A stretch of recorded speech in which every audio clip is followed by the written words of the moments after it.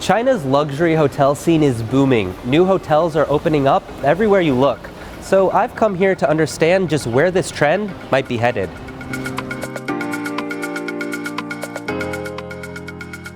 From the Bulgari Hotel in Shanghai to the Rosewood in Hong Kong, these luxury hotels are just the tip of the iceberg in China. I'm starting in Shanghai at 2 brand new 5-star hotels. Then I'm heading to Beijing to get inside this millennial-focused members-only club that is so much more than just a hotel. My luxury hotel experience ends in Hong Kong at this presidential suite 57 floors high, and you're not gonna believe the price tag per night. Join me as I bring you inside some of China's newest luxury hotels.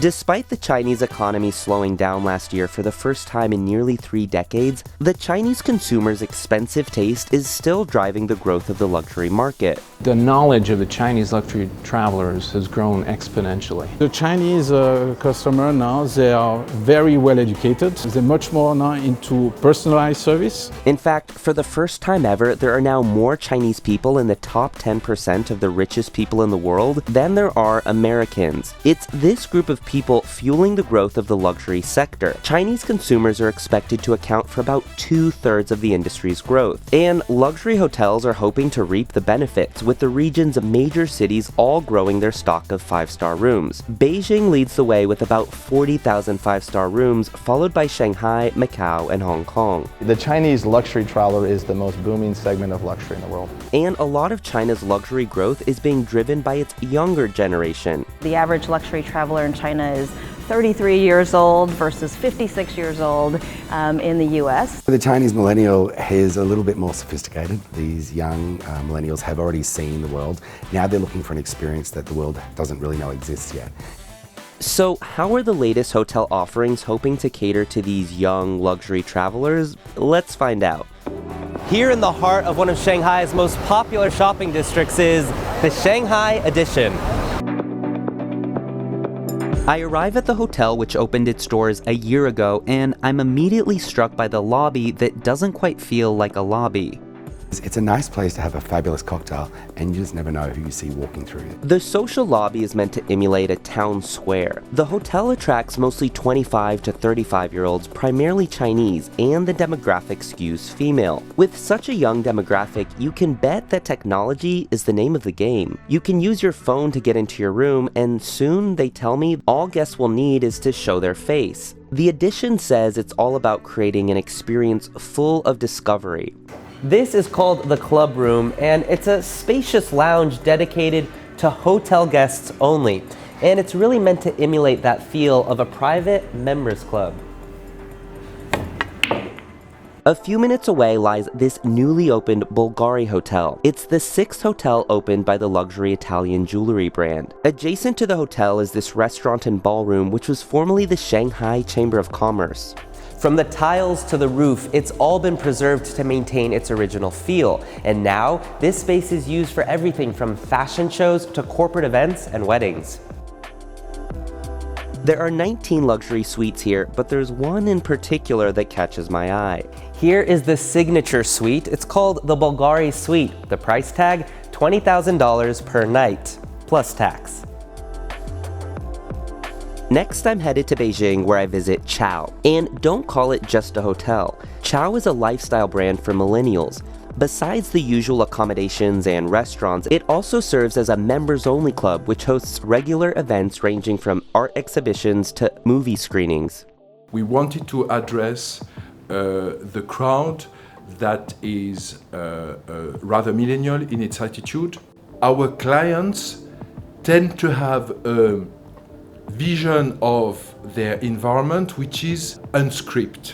I want breakfast, but I want the experience of breakfast. I want the emotion of breakfast. This staircase leads you to an event space. The reception is off to the side, where staff is all dressed in sleek streetwear. The design elements are fleshed out to a T. The staff is situated on the same side as the counter as to not create a gap between the staff and the guest. Everything you see here is somewhat unconventional. This isn't typically what you would see when you enter a hotel. No, exactly. I mean, you understand. I mean, that's not even a lobby. It's an introduction to a concept. It has an element of discovery. You have not experienced the product before you connect with the product. They're seeking stories to tell, they're seeking experience to live. And the elements of discovery William refers to is apparent even during my tour. Behind the bar is this wine cellar, which isn't just used for wine, but also for private events. And the events are for members only.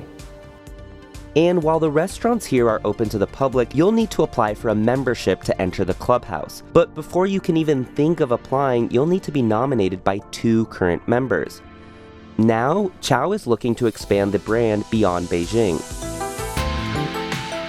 Finally, I end my luxury hotel tour in Hong Kong. I've come to the St. Regis in Hong Kong, which only opened several months ago. Now, when guests arrive here, instead of going to a front desk to check in, they're greeted by a butler who escorts them to their room. As soon as you come out of your car, we immediately put you at ease. Then we take you through the journey of the hotel, and we 100% check you in a room. And at that time, we've determined whether you want full butler service, you want partial butler service, or you just want to be left alone. The St. Regis has 129 rooms, and I get a glimpse inside the most prestigious one, the presidential suite. This 250 square meter suite is opulent in every sense of the word. Finally, I'm ending my hotel journey at this newly opened Rosewood Hotel. That kind of notion of not creating hotels, but truly kind of those big family residences or mansions or manors has been core to the brand. Its spa puts others to shame. Besides the usual treatments for your body, this spa also looks after your mind. It even offers cognitive behavioral therapy with a licensed practitioner. There are 400 rooms here, but I'm most interested in this one. It's called the Harbor House, the Rosewood's version of the presidential suite. It takes up the entire 57th floor, and there are 2 pools, one of which is an infinity pool that overlooks the Hong Kong skyline. It's so big, at one point, I even get lost. The price tag? A whopping $100,000 a night, making it one of the most expensive hotel suites in the world. Who is this for? Of course, for very few people, dignitaries or celebrities, or simply people that have had everything.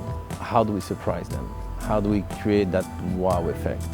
And we've had a few people that you would classify as billionaire coming here and really having this moment of where they just stopped and went, I cannot believe this. But believe it or not, it's not just China's uber rich staying at these hotels. At least according to Craig Smith, the CEO for Marriott Asia Pacific. People will save up an entire year to have that little experience. But in China, it's a multiplier effect. It's happening much faster and at a greater rate. And it's not just the domestic luxury players that are benefiting from China's booming middle class. Data suggests Chinese outbound tourists are growing at a rapid rate. In 2015, Chinese tourists took 117 million outbound trips. By 2020, that's expected to hit 160 million. It's not just in China, it's China outbound business.